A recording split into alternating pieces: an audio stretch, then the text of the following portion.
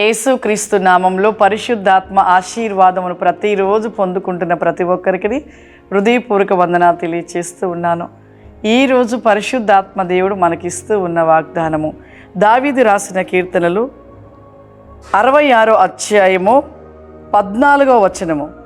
నాకు శ్రమ కలిగినప్పుడు నా పెదవులు పలికిన మ్రొక్కుబడులను, నా నోరు ప్రవచించిన మ్రొక్కుబడులను నేను నీకు చెల్లించెదను.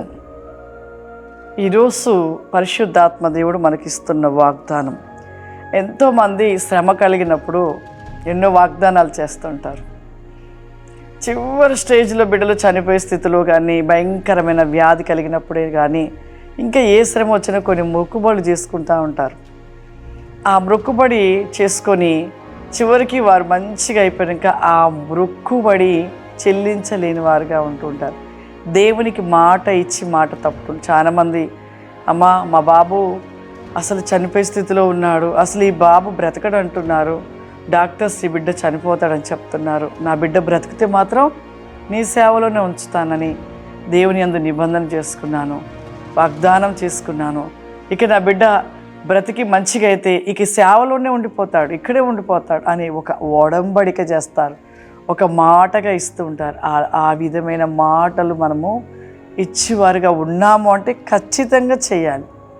అలా చేయకుండా దేవుడి యొద్ద ఒక వాగ్దానపూర్వకంగా ఒక మాట ఇచ్చేవారుగా ఉండి మాట ఇచ్చి తప్పినప్పుడు అది మనకు ఒక శ్రమగానే ఉంటుంది. ప్రియులారా, శ్రమగానే ఉంటుంది.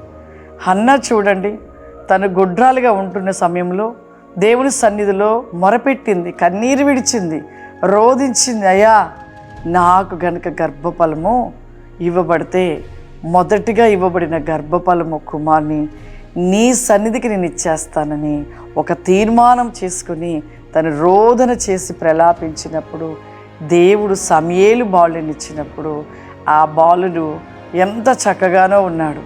మరి ఎన్నో సంవత్సరాలు కలిగిన మొట్టమొదటి కుమారుడు.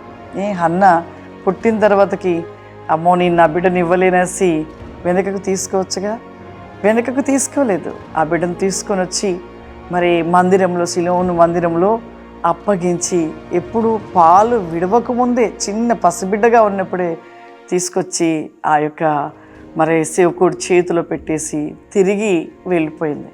నిజంగా ఆ సమర్పణ గొప్పది. ఒక సమర్పణ చేసుకున్నామంటే ఖచ్చితంగా ఆ సమర్పణ కలిగి ఉండాలి. నమ్మకమైన జీవితాన్ని సమర్పించుకొని అవసరము తీరాక దేవునికి మరి దూరముగా అయిపోయి దేవుని విడిచివారుగా ఎంతోమంది ఉన్నారు. ఆ విధముగా ఉంటే ఆశీర్వాదం ఉండదు. హన్నా ఆ విధంగా ఇచ్చింది కాబట్టి తిరిగి మరలా బిడ్డలను కన్నది. మరి తన యొక్క ప్రార్థన బట్టి తన కుమారుడు సమయేలు బాలుడు ఏ విధంగా పెరిగాడు, ఒక ప్రవక్తగా అయ్యాడు, ఒక ప్రవక్తగా నిలిచాడు. మరి మన జీవితంలో, మన కుటుంబంలో, మన పిల్లల విషయంలో మనం కొన్ని మాటలు, కొన్ని నిబంధనలు చేస్తుంటాం. చేసామంటే ఖచ్చితంగా మనము నెరవేర్చేవారిగా ఉండాలి. కానీ చేసి మాట తప్పితే అది ఆశీర్వాదకరంగా ఉండదు. అది మనకి ఒక శాపముగా, ఒక ఆశీర్వాదం లేని స్థితిగా ఉంటూ ఉంటుంది. కాబట్టి మాట ఇచ్చినప్పుడు దేవునికి మాట ప్రకారం లోబడుతూ ముందుకు సాగాలి. ఆ విధంగా ఉంటే మన జీవితంలో నమ్మకమైన జీవితం కలిగిన వారుగా ఉంటూ ఉంటాం. అందరం కళ్ళు మూసుకున్నట్లయితే ప్రార్థన చేసుకుందాం.